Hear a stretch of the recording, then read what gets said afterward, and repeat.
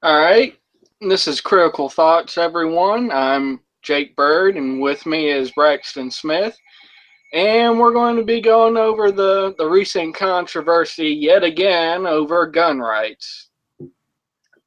And, our main focus right now, I think if you wanted to look at the facts and everything, you could find it for yourself, but it's going to mainly be the rhetoric and the argumentation. Just recently on Wednesday, they had the impromptu debate over their policies in the Senate about what they want to do with Senators Murphy, Schumer, et al. And we'll probably just talk about our thoughts on that with a couple of highlights. Yeah, so something I think that's most important to touch on really is how they are manipulating things. They are kind of fudging the facts, if you will. They use particular words, and they basically make mountains out of molehills, if you will. For instance, I guess I didn't want to lead into it so soon, but we're talking about just before we went live about, for instance, how they like to tout that mass shooting happens every other day. But if you actually look up the definition of these mass shootings they're talking about, you're talking about more than one person. I actually looked it up on Wiktionary, and they said as many as two people, as few as two people, and it can be considered a mass shooting. So, you have a couple of gangbangers get into it, they get shot, and there you have a mass shooting. So they're perpetuating this fear, I guess you will, that we're in a constant state of mass shootings. Every day is an Orlando shooting happening. They just don't have time to air it because they can only be in one place at a time. That's what they'd have you believe anyways. But anyways, get back to it, Jake. Sorry, didn't mean to interrupt.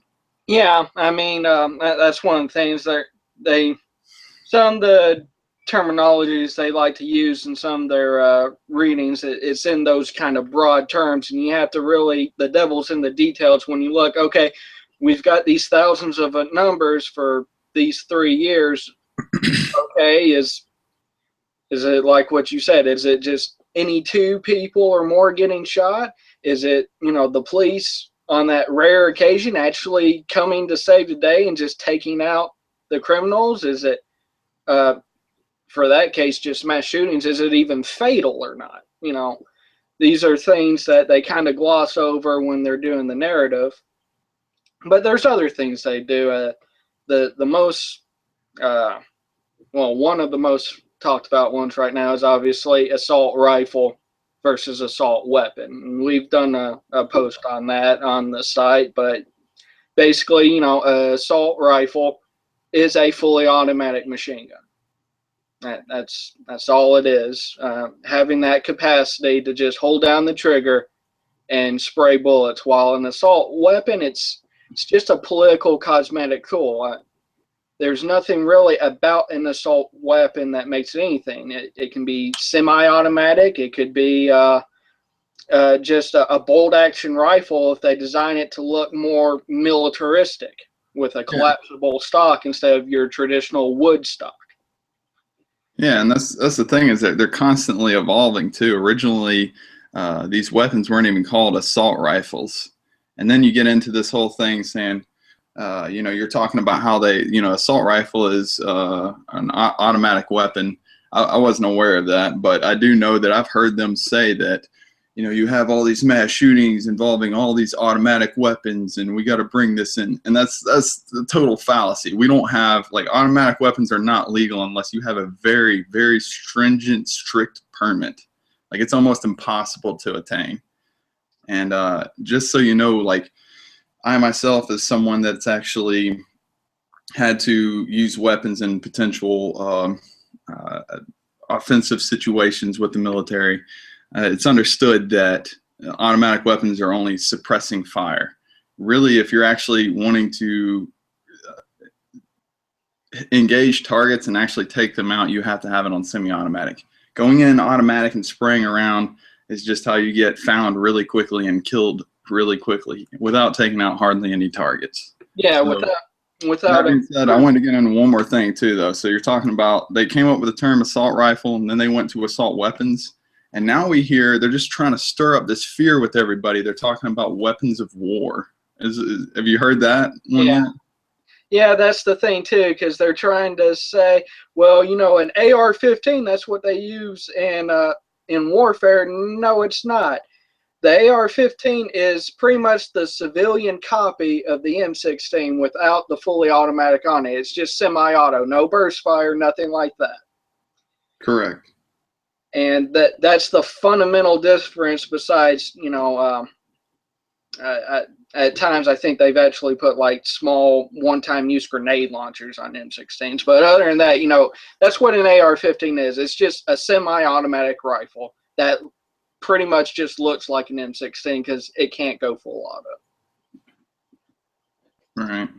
Yeah, and something else that they'd have you think, you know, every time something like this happens, you know, it's like what happened when the parachuting went down, right? So nobody ever went for the guns on that one. Instead, it was all the focus was on ISIS. This time, the focus kind of sort of tilted toward ISIS, but then the commander-in-chief himself did well to bring the attention and the focus back to his agenda, which, while he was tap dancing on yet another grave, is to, again, get guns under control. And if he had his way, which he said before, he would like to see an Australian gun ban. And you've seen time and again, once they see how much pushback America's given, they dial it back and they backpedal. And instead of an outright gun ban, they say, whoa, we just want common sense gun control. You've heard that one, right? Common sense gun control. Well, Yeah. what is that, Jake? What's common sense gun control? Well, I guess one little critique of what you say is like with the parachuting, obviously there's not going to be much anyone on this side can say as far as politicians go. France has more strict controls than we do, and, you know, it's their country, their government, essentially their problem. All we can do is, you know, offer our support any way we can. But common sense gun control, like I said, that impromptu debate that they had Wednesday, there's two fundamental measures they were talking about. One was, again, with the buzzword term, the gun show loophole. They want to close that. And for anyone who's not familiar with that or has only heard the term and just gone, well, what does that mean? You just go to a gun show and you can get guns willy-nilly? No, they're talking about private sales. At a gun show online, there are going to be private citizens there selling it to other private people, just like you could do with a car. And so what they're saying is that they want to intrude in your business about whether or not you can just sell a firearm to someone without doing some sort of compliance like a background check yourself, of which, I don't know, you might have to pay for. Maybe it's subsidized by taxpayer dollars. But it's pretty much them saying that, you know, the DMV should be able to drive up in your backyard and go, hey, we heard you were wanting to sell a car, so, you know, make sure the person has a driver's license. Here's the forms, and if you haven't done it, well, here's your fine. And that's why most people are wanting to go against that. And the other measure that they talked about was, the watch list, of course. Well, if we suspect these people of being terrorists or whatever on the no-fly list, how can they get a gun? And it's a little magical thing called due process of law, you know. Yep. Flying on the plane is, for better or worse, just a privilege of being alive, being in the United States of America. It's at the whim of the legislators. Bearing arms is a constitutionally protected right with the strictest restrictions against interfering with it, or at least should be, as Constitution states. So whatever you might think about flying on a plane, or what undue process they put together, whether they flip a coin or put names in a hat to construct that list, or whatever clerical errors happen, that's not the same as getting your due process in a court of law. And that's why people are fighting against that. And it's it's kind of conspiratorial, but one of the things that they always go about, well, every tyrannical government usually made a list before they did something extremely tyrannical. The Jews had their Stars of David, Das Juden, posted right on them. Actually, it's Das Juden. So, anyway, sorry. Go ahead. My bad. But that's the point. When you just when you give the government the ability to just willy-nilly put a list together without any restrictions, without reservations, where you have to petition to the government for redress instead of them having to mind their P's and Q's against violating the law, it's very easy to go down that slippery slope of good people getting punished for bad reasons. Yeah, and it's a lot of people too. I've been having these debates nonstop to the point it's damn near fried my brain with a lot of these authoritarians and these statists just seeking a way to take away your rights. They often say, well, that would never happen here. We're America. We're the land of the free. That would never happen. But there's actually been documented instances where there's police officers that were told and state troopers that were told to keep an eye out for people back in 2012, to look out for people with Ron Paul stickers, to pull these people over, because more than likely, if you had a Ron Paul sticker back in 2012, chances are you're probably carrying some kind of paraphernalia. So they would actually actively seek these people out. And it didn't just stop there. We saw again recently with the IRS is actually targeting and going after conservative and libertarian groups. They're actually like, if you are not politically aligned with whoever's in power, they can use these organizations such as the IRS, and in this case, coming up soon, the DHS, Department of Homeland Security, can actually, and they are actually looking into taking out certain groups. Like, so if you were saying, for instance, you want less government, you could be deemed a domestic terrorist and you could end up on that list for the most arbitrary reasons. Yeah, there's already been cases of like children getting put on these watch lists just because they've had names similar to people that they were suspecting at the time. And then the only way you can get them off the list is if they go and petition the government. It's not like, I guess they fact-checked it to some extent, but obviously you would think they'd managed to find the 4-year-olds on the list and go, oh, what were we doing here, guys? That's April Fools, let's get them off. No, that's not how it happens. But, again, for a little bit more historical perspective, because they're always talking about protecting the downtrodden, some of the earlier cases, like Plessy versus Ferguson, where they were talking about how black people essentially weren't citizens of the United States. One of the reasons why they were saying these things is if you say they're a citizen of the United States, that means they have an undeniable right to guns. And after Reconstruction and before Reconstruction for the freedmen, one of the obvious and easiest ways that they could control the populace was simply making sure they were unarmed.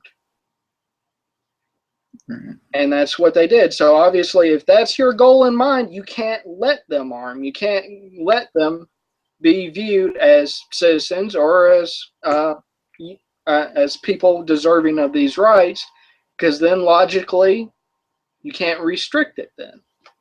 But so we know how exactly they're twisting these words, right? So we've recognized that they are indeed using propaganda.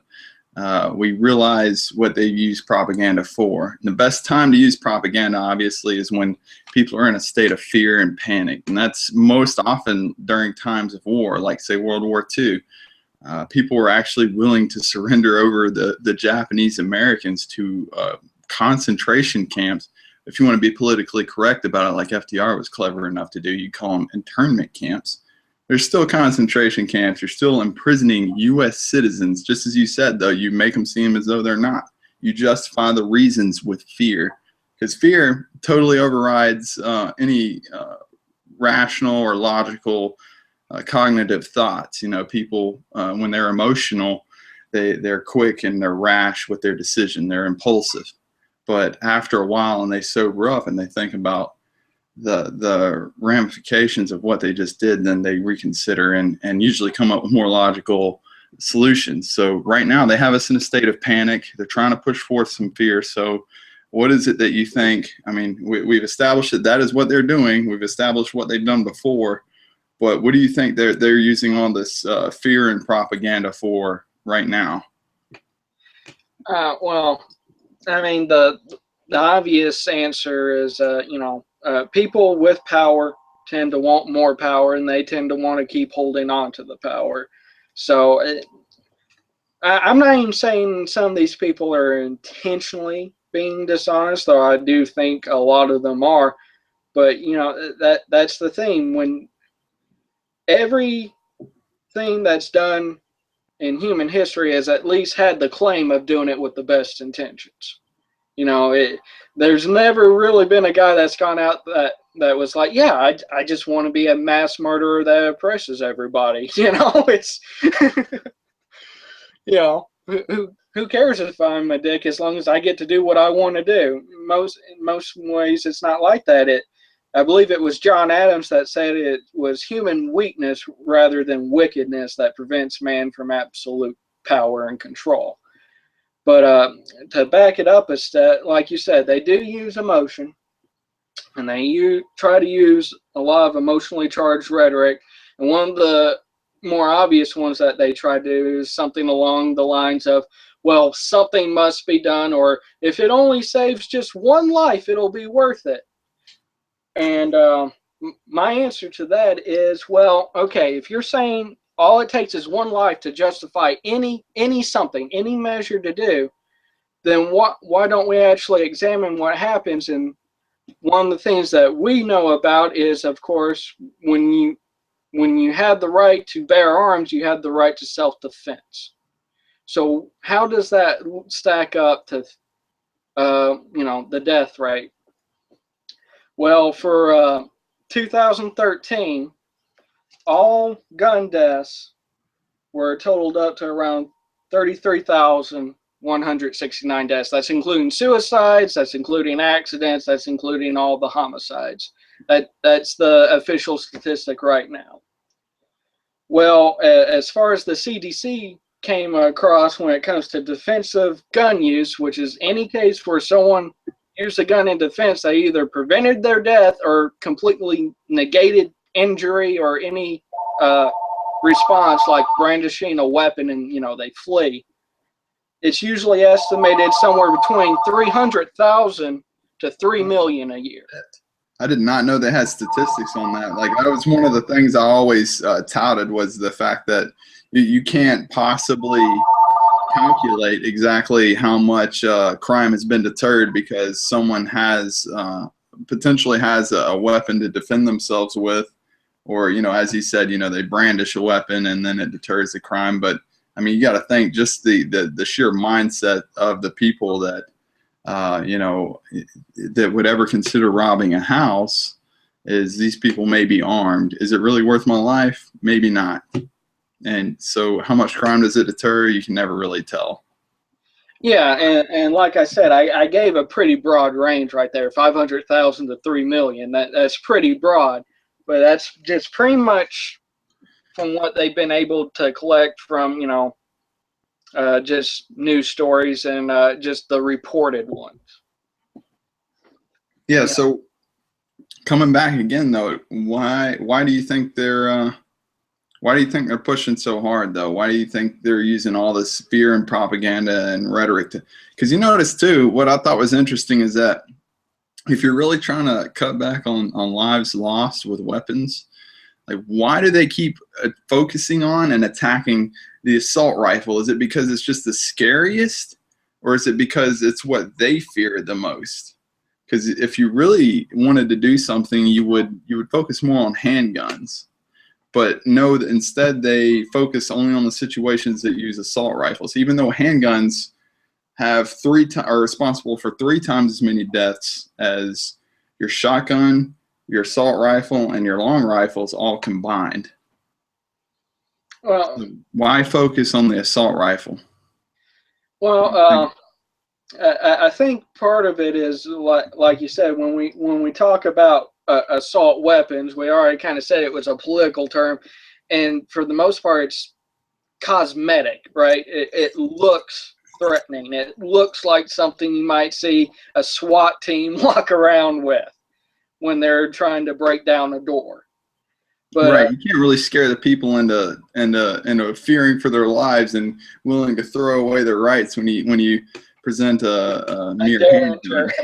Yeah, like my kid plays with. Come on.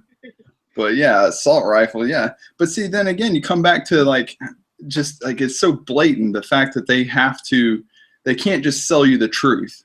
They have to warp and twist it and say, look at this scary firearm. Nobody can be trusted with it. And you saw the journalist I was posting about on my Facebook wall that was like, nobody could possibly wield this without being insane and having PTSD. I had my shoulder bruised and I suffered PTSD just from shooting it off. It was like there's something wrong with that guy. And it was supposed him on a no gun buy list.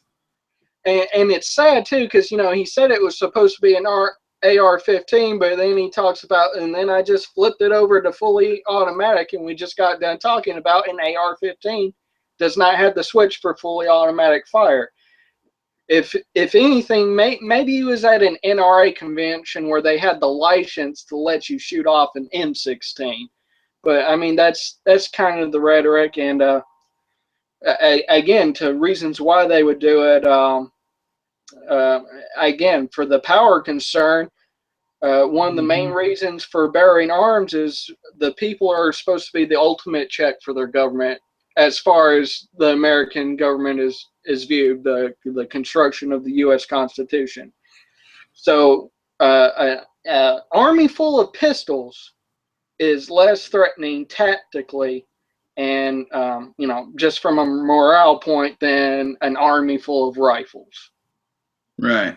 And something else too, I think it's also symbolic to say that the government knows best. If they were to actually pass this, it is to set the precedence, so that to say that, look, we're in charge. We are your leaders.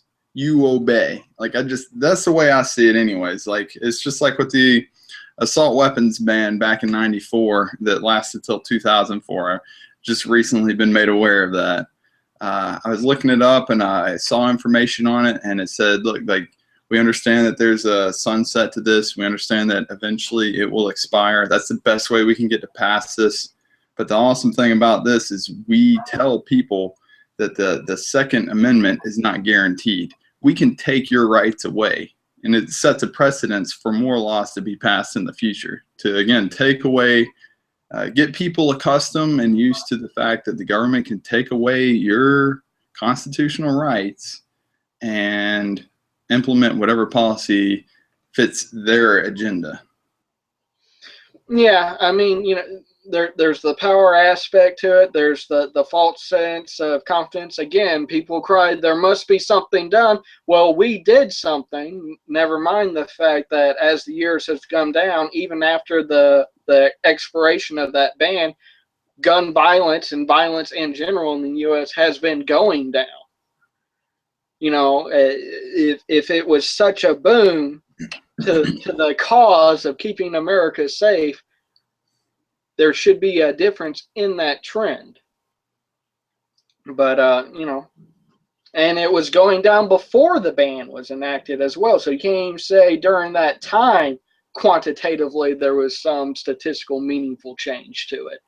And it's just, again, it's dependence, it's power grabbing, because whatever principle they set right now, they can apply that principle in a legal context to any other right, any other principle, because what they're basically saying, if the people get scared enough, the government can come in and put any restriction, any caveat, any prohibition to justify the ailing concerns of the people even when we already know, as you said earlier, when people are emotional, sometimes they don't always think the best. Right. And, something I wanted to point out too is the fact that, recently, a while back, I'm sure everyone listening, you remember the Confederate flag incident. So, a guy that happened to have a Confederate flag in his position went in, shot a church up, and said that it had to be done to sustain or perpetuate the white race or something to that effect. And ever since then, ever since that one guy did that number, immediately the Confederate flag, all these stores stopped selling it. And then eventually it actually got put into law, and it was made illegal to sell the Confederate flag. Now, a lot of people are wondering, well, why isn't it illegal to make the swastika in America? Why isn't it illegal to make the ISIS flag? Which it's irrefutable that those truly are messages of hate. Those flags symbolize hate and destruction. Nobody will refute that. But it comes back to it's a symbolism. It sets a precedence to say that, like, any ideology you stand for, if we don't approve, we will crush it. And the scary thing is we're seeing it again right now. Academy Sports just came out and said, we won't even display assault rifle barbecue lighters because it resembles fear, terror, hate, everything bad. So we pull them from the shelves. Assault rifles, you can't find them on display either. You have to actually request to buy those. So what my fear is right now is it looks like they're pushing harder than ever to ban this. They've banned it before, like they did back in '94. And I would bet a paycheck on it that they're here to do it again. So, highly recommend that if you're wanting to purchase an assault rifle, you do it now while it's still affordable. Because once it goes on the black market, it's going to be much more expensive. And something else I wanted to hit on, this is kind of conspiratorial, but I was in a debate, as I said, with these gun control nuts. And I was trying to find the statistics that I've always been able to find that actually justify gun freedoms and show how gun control can actually be detrimental to society, just to match what they were throwing back at me. And the creepiest thing is the Google search now was producing results that constantly bashing guns and doing nothing but endorsing gun control. And if you think that this hasn't happened, and maybe I'm just out there, consider the fact, all you burnouts out there that might be watching this, consider the fact that Hillary Clinton, you remember that whole deal where Google actually manipulated their search results to time you type in Hillary Clinton's criminal records, it would manipulate the search to something more positive. It would always send you in another direction and try to keep you away from the real information. So I'm seeing this. I'm seeing Bill O'Reilly, NRA, all these authoritarian, usually they're in favor of guns, but now they're showing the real authoritarian roots, and they are out to take away your rights, even with guns. Usually they try to promote and say that they're for guns, but now they've turned code on us. So, now my final message to you in this little bit here is grab your assault rifles while you can, because soon they will be illegal. And I'm willing to take out a loan right now to grab one. Hopefully they don't use this as evidence, but I'm looking into it myself, honestly. Yeah, you already talked about the Confederate flag, Brack, so you're already flagged as a racist now. Clearly a racist, yes. But I would ever dare support the Confederate flag. Anyways, continue. Go ahead. Final thoughts. Let's wrap it up. Yeah, there's a lot you covered in that little bit, but a little point of fact for everybody to clear out is actually the NRA that has supported most of the gun control legislation that we've had in America. It was only around to like the 70s when they started going, maybe we should stop a little bit, guys. In the famous Supreme Court case, Heller versus D.C., they were actually against it at first until they knew that it was going to go through and the Supreme Court was going to pick it up. and that's when they decide to get on the side of the Second Amendment. So, you know, I keep hearing that somehow or another the NRA is supposed to be this grand bastion of Second Amendment rights. No, they're like everybody else in a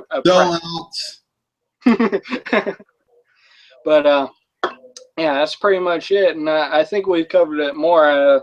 You can go to our site, and we've made a post where we've got the Senate debate if you want to see it. There's also a nice little synopsis of it video that we've included, and it's good talking with you, and it was good talking to everybody else. So goodbye, everybody. Cheers.